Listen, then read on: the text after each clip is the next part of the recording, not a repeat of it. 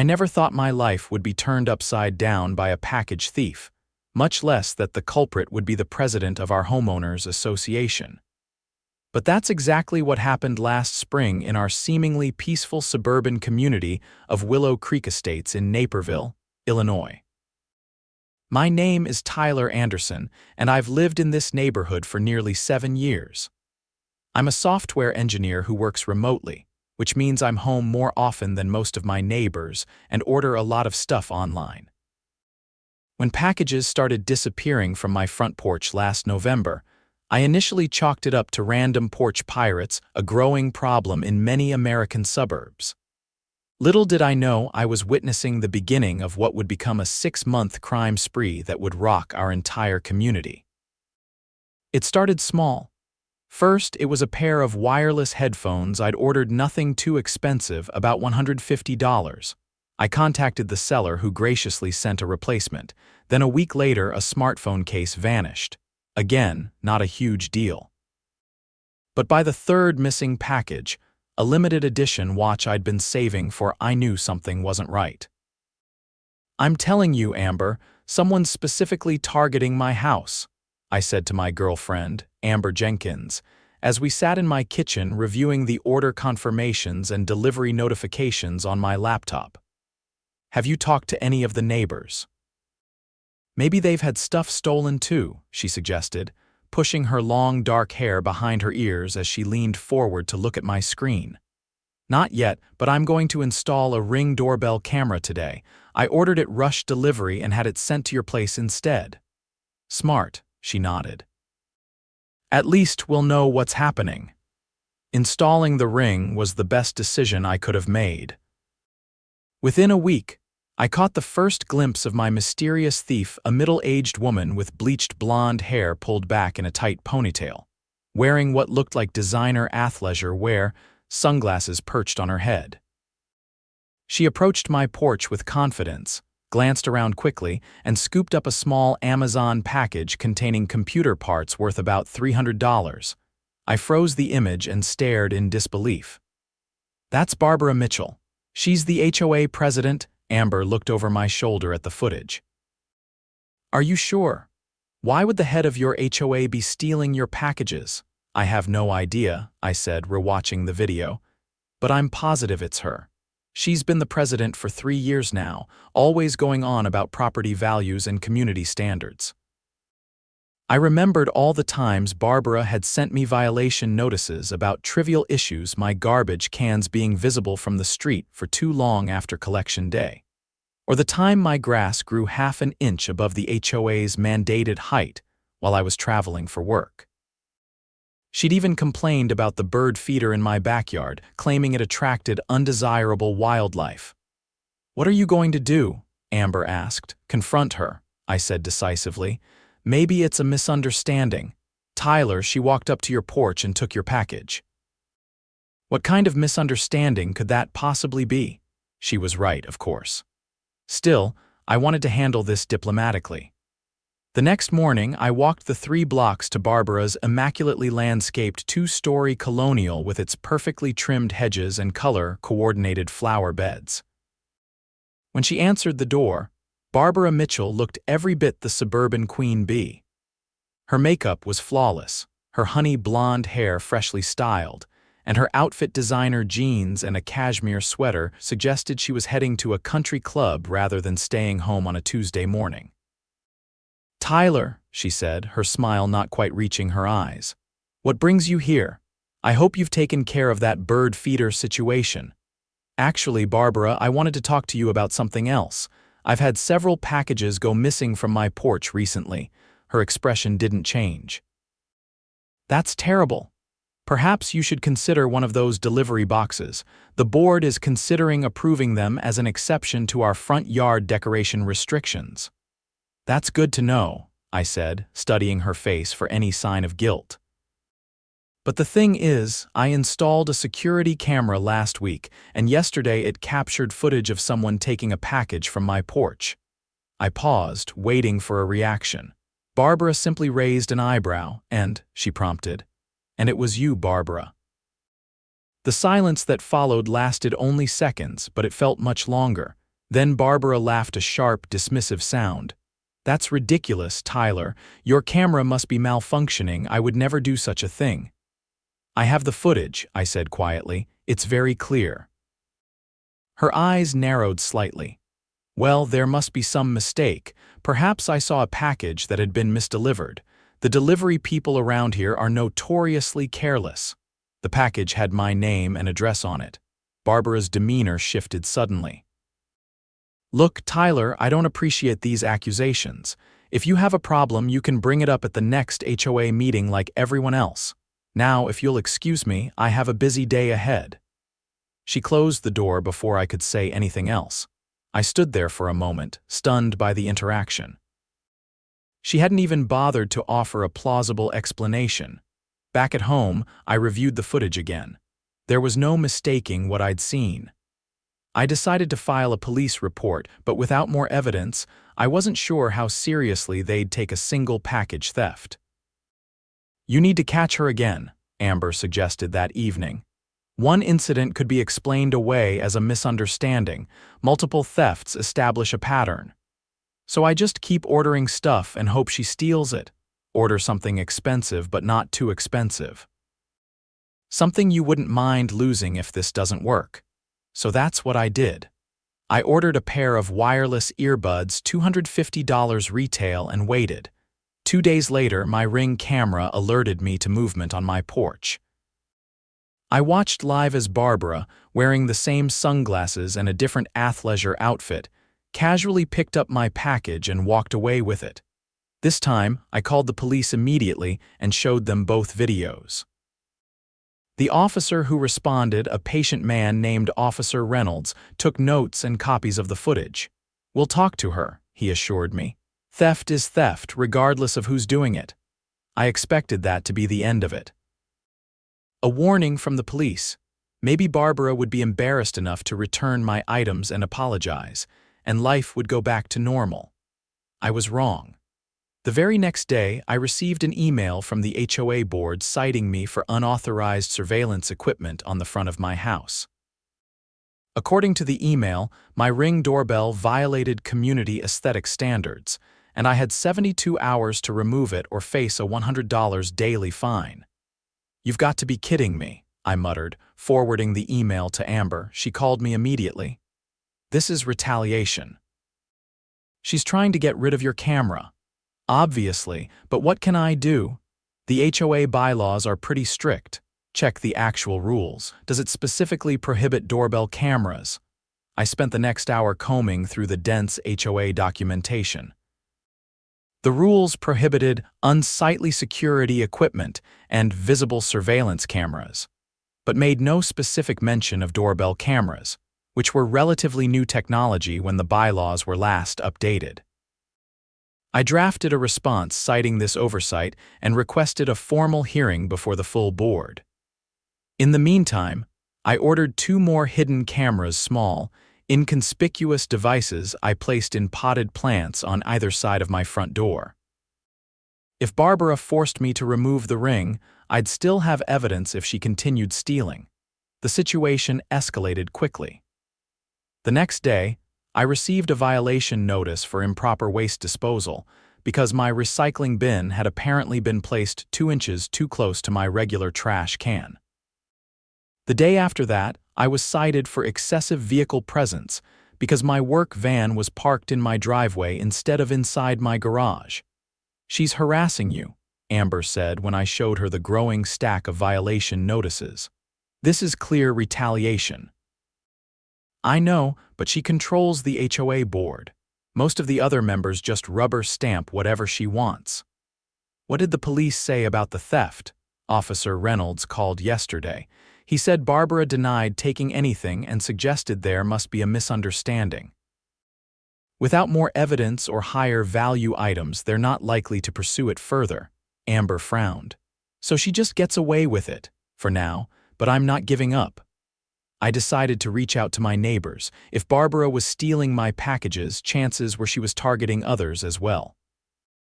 I created a private Facebook group called Willow Creek Package Watch and invited everyone I knew in the neighborhood. Within 24 hours, The group had grown to over 40 members, and the stories started pouring in. Marcus Johnson from 2 streets over had lost a drone. Sandra Perez had 3 separate clothing deliveries disappear. David Williams was missing computer equipment. All told, at least 15 households reported missing packages in the past few months. Has anyone installed security cameras? I asked in the group. A few had, but most cited HOA restrictions as the reason they hadn't. I shared my research about the doorbell camera loophole, and within days, Ring doorbells started appearing throughout the neighborhood. Barbara's response was swift. An emergency HOA meeting was called to discuss security concerns and community standards. The email notice specifically mentioned the alarming proliferation of unauthorized surveillance equipment. I attended that meeting, along with nearly every member of my Facebook group. The community center meeting room was packed, with people standing along the walls. Barbara sat at the front table with the other 4 board members, looking tense but composed. The board has become aware of unauthorized security equipment being installed throughout the community, she began. While we understand concerns about package theft, there are proper channels for addressing these issues. Unsightly cameras decrease property values and create a sense of distrust in our community. What about the actual theft? Someone called out from the back. Barbara's smile tightened. The board is aware of concerns about missing deliveries. We recommend secure delivery options or having packages held at carrier facilities for pickup. That's not a solution, I said, standing up. Several of us have clear video evidence of packages being stolen from our porches. Shouldn't we be focusing on stopping the thief? If you have evidence of theft, you should contact the police, not take matters into your own hands with unauthorized surveillance, Barbara replied coolly. I did contact the police, I continued. I showed them footage of someone taking a package from my porch. That someone was you, Barbara. The room erupted in whispers and exclamations. Barbara's face flushed red. That is a blatant lie, she said sharply. I have never taken anything that doesn't belong to me. This meeting is about community standards, not unfounded accusations. One by one, other neighbors stood up and described their missing packages. Some had footage similar to mine, though not all could clearly identify the thief. Barbara grew increasingly agitated as the meeting went on. Unless you have proof these incidents are connected, this is not an appropriate topic for an HOA meeting, she finally declared. Now, regarding the unauthorized cameras, the board will be voting on an amendment to explicitly prohibit all visible surveillance equipment, including doorbell cameras. We'd like to call for a vote of no confidence in the current board president, Marcus Johnson announced, standing up. According to the bylaws, with signatures from 20% of homeowners, we can force a special election. Barbara looked stunned. This is highly irregular. I have a petition right here, Marcus continued, holding up a stack of papers. With 46 signatures already collected, that's more than the required 20%. The meeting dissolved into chaos after that.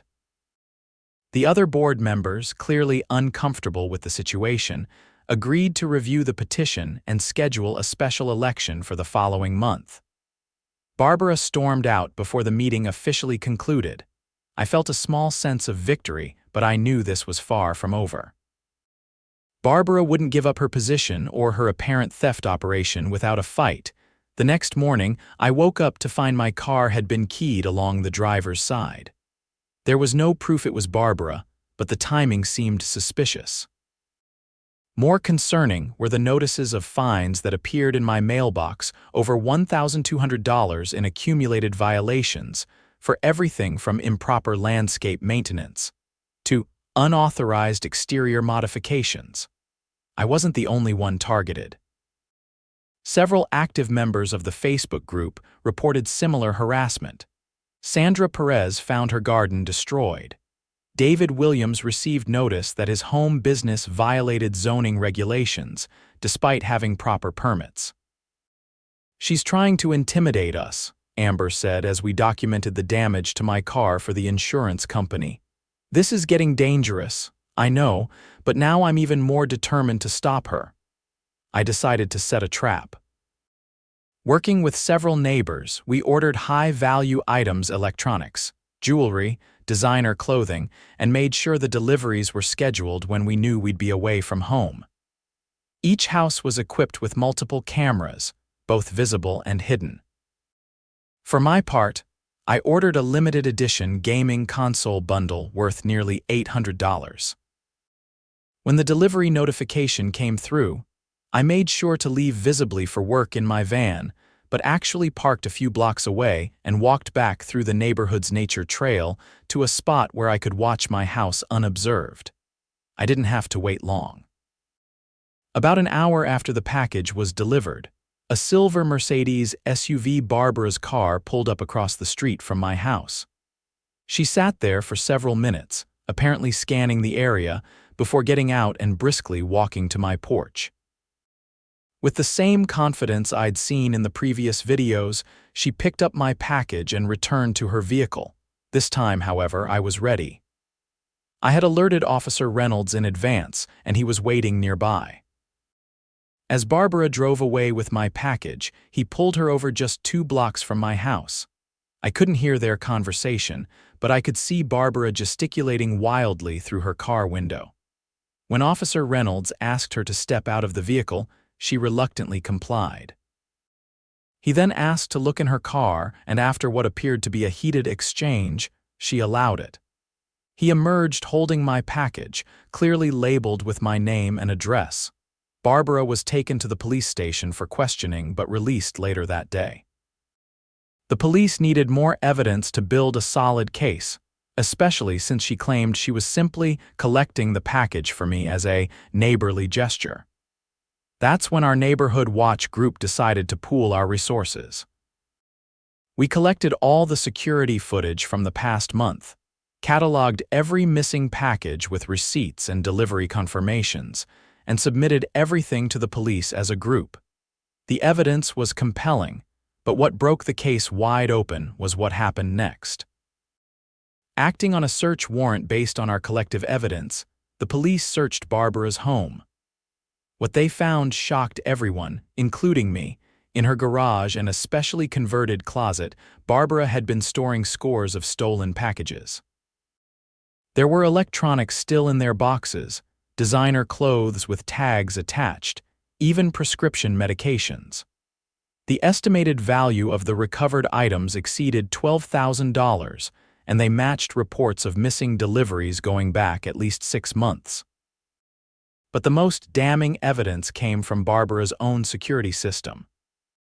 She had installed cameras around her property apparently.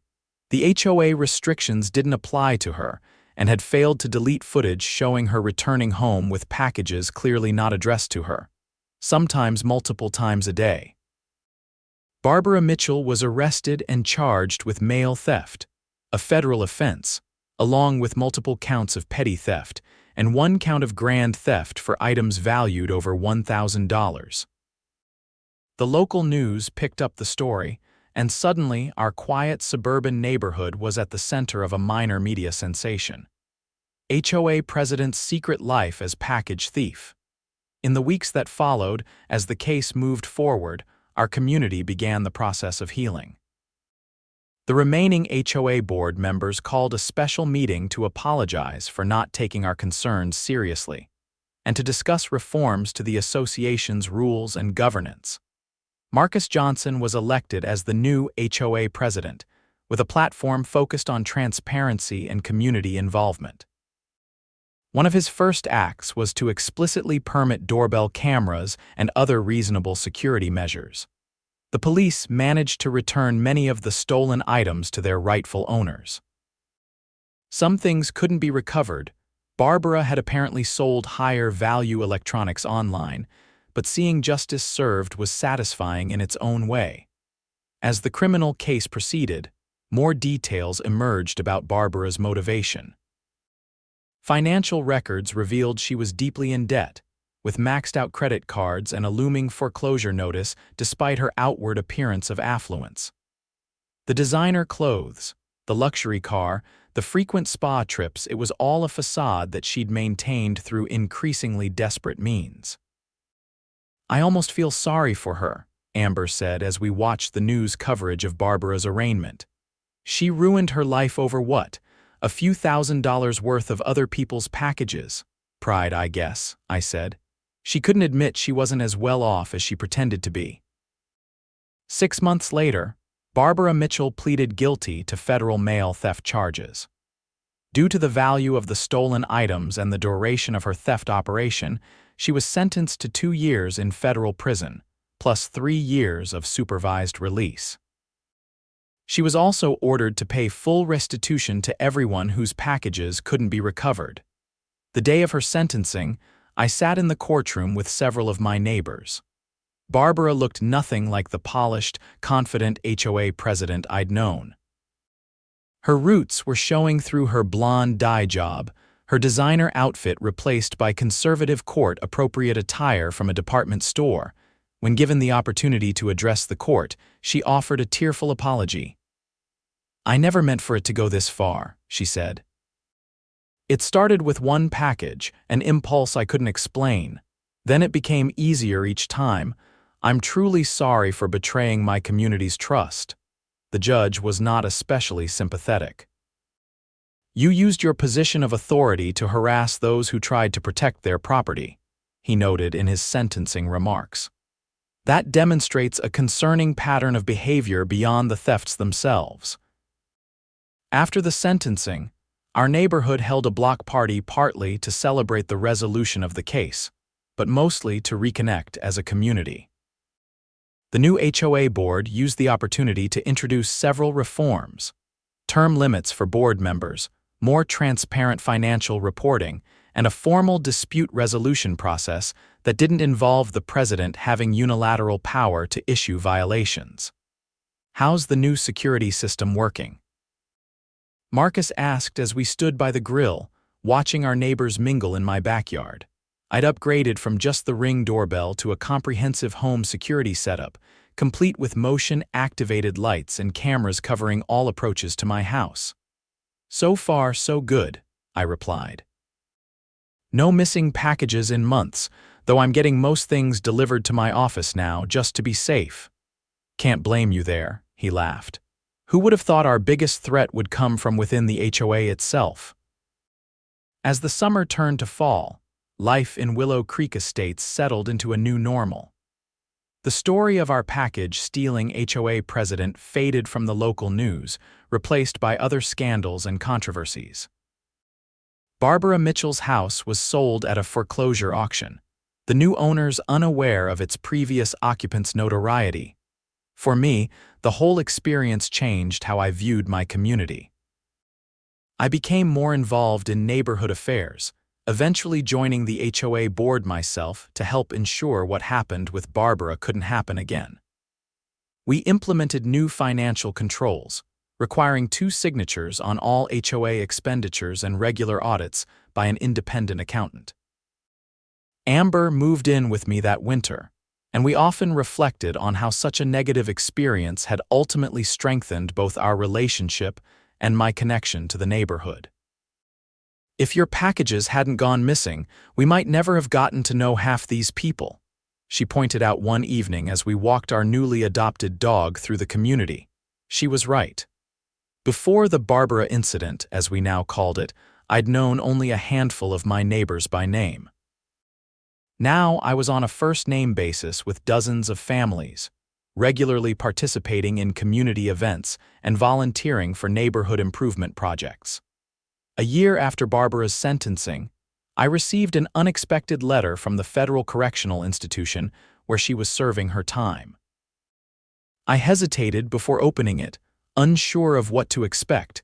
Inside was a handwritten note: "Tyler, I've had a lot of time to think about the harm I caused you and our community. There's no excuse for what I did. My therapist here suggested I write to those I've wronged as part of my rehabilitation. I don't expect forgiveness, but I want you to know that I am truly sorry. Barbara." I showed the letter to Amber that evening, What do you think, sincere or just part of her program? Amber considered it thoughtfully. Maybe both. People can change when they're forced to face consequences. Maybe, I agreed, though I wasn't entirely convinced. We later learned that Barbara had sent similar letters to everyone whose packages she'd stolen. Some neighbors chose to respond with messages of forgiveness. Others simply discarded the letters. I never replied to mine, but I did keep it a reminder of how quickly trust can be broken and how much work it takes to rebuild a community. The following spring, Willow Creek Estates held its annual community picnic. The event had existed before, but attendance had been sparse. Now, nearly every household participated, with people bringing dishes to share, organizing games for the kids, and genuinely enjoying each other's company. As I stood watching children play on the community center lawn, Marcus approached with a man I didn't recognize, tall, distinguished-looking, with salt and pepper hair. "Tyler, this is Richard Palmer from the National Association of Homeowners. He's here to present us with an award." The man extended his hand. "Mr. Anderson, it's a pleasure. Your community is being recognized for its neighborhood revitalization initiative. The way you all came together after that unfortunate situation with your former HOA president is exactly the kind of community spirit we want to highlight." The formal presentation took place later that afternoon, with many residents gathering to see our neighborhood receive a plaque and a grant for further community improvements. "What should we do with the grant money?" someone asked during the small reception that followed. "I have an idea," I said. "What about a secure package delivery station at the community center, with individual lockers that residents can access with a code? It would prevent theft and give people a safe option when they're not home to receive deliveries." The suggestion was met with enthusiastic approval.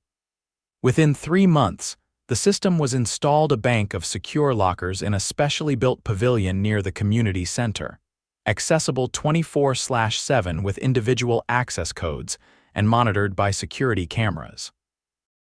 We named it the Safe Delivery Initiative, deliberately avoiding any reference to Barbara Mitchell. There was no need to continue defining our community by her actions. Nearly 2 years after the first package disappeared from my porch, I received a notification that Barbara Mitchell had been released early from federal prison for good behavior. She would serve the remainder of her sentence under house arrest, though not in our neighborhood. According to the grapevine, she'd moved in with her sister in Arizona. "Do you think she'll ever come back?" Amber asked when I told her the news. "I doubt it," I said. "There's nothing left for her here. Life moved on." Amber and I got engaged that summer, planning a backyard wedding for the following spring. Many of our neighbors, people who had been strangers to me before the package theft incident, were on our guest list. Occasionally, I still thought about Barbara Mitchell. Not with anger, but with a kind of detached curiosity. What makes someone risk everything: reputation, freedom, community, standing for something as relatively trivial as stealing packages? Was it really just financial desperation? Or was there something deeper, a sense of entitlement, perhaps, or the thrill of getting away with something forbidden? I never got a definitive answer to those questions, but in the end, it didn't matter. What mattered was how our community had transformed. The rigid, rule-obsessed HOA that Barbara had presided over had evolved into something more collaborative and supportive. Neighbors looked out for each other now, not just their property values. 3 years after Barbara's arrest, long after most people had stopped talking about the package thief HOA president, I received another letter, this one from a treatment center in Phoenix. Barbara wrote that she had completed her sentence and was working with a therapist to understand the choices she had made. She was employed part-time at a local library and volunteering with a community garden project. "I'll never be able to undo the harm I caused," she wrote, "but I'm trying to move forward by giving back to a community that has shown me more kindness than I deserve." This time, I did write back a brief note acknowledging her efforts and wishing her well in her recovery. Not friendship or forgiveness, necessarily, but recognition of her humanity and her attempt to change.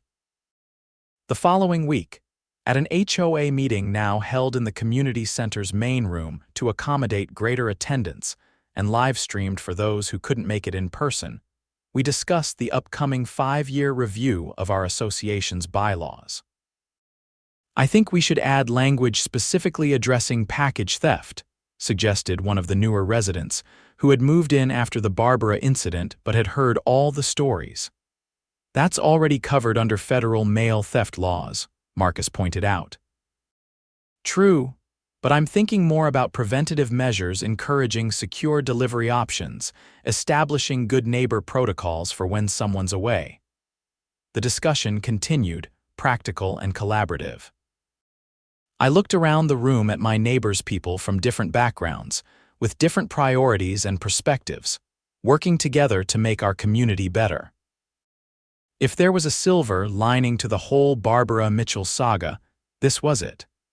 A neighborhood transformed from a collection of isolated households into a genuine community. The packages she stole were worth $12,000, but what we gained in return, trust, connection, a sense of shared purpose, was invaluable. As the meeting concluded and people lingered to chat, Amber squeezed my hand. "Still glad we moved here?" she asked. We had bought the house together after our wedding, making official what had been practically true for some time. "Definitely," I said. "It's not perfect, but it's home, and we know our packages are safe," she laughed. Who would have thought package theft would end up bringing an entire neighborhood together? Indeed, who would have thought? Sometimes the worst situations bring out the best in a community. And sometimes, a Ring doorbell camera captures more than just a theft, it captures the beginning of positive change. As I walked home that evening, I noticed several of my neighbors had their porch lights on, illuminating packages delivered earlier in the day. No one was worried about theft anymore. The packages would still be there in the morning, and that simple certainty represented everything we had built together in the aftermath of betrayal. The legacy of Barbara Mitchell, package thief and fallen HOA president, wasn't the fear she'd briefly instilled or the community standards she'd obsessively enforced. It was the stronger, more connected neighborhood that emerged from the ashes of her downfall, a place where people knew each other's names, looked out for one another's interests, and built something stronger than any single person could tear down. And in the end, that was justice enough.